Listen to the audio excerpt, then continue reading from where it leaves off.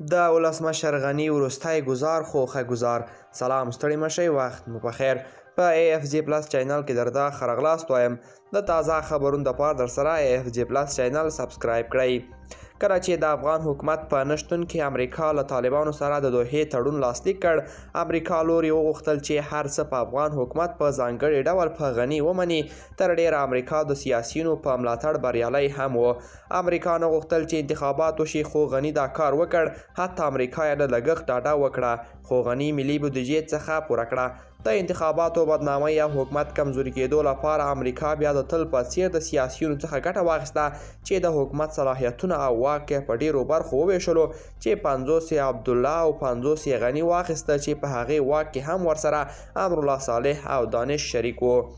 د امریکا زړه لا هم یخ نه و، غوښتل یې په افغانستان کې د یو بل نوي جنګ ډګر وګرځوي.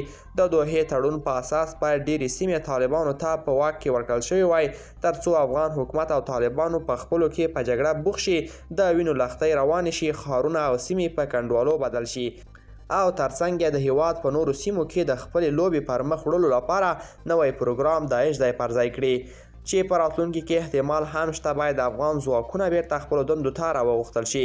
دوستان، دا وه زموږ د نن ورځې چمتو کړې ویډیو. د لا ښکلو ویډیوګانو دپاره درسره AFG پلس چینل سبسکرایب کړئ. تر بیا ښه وخت.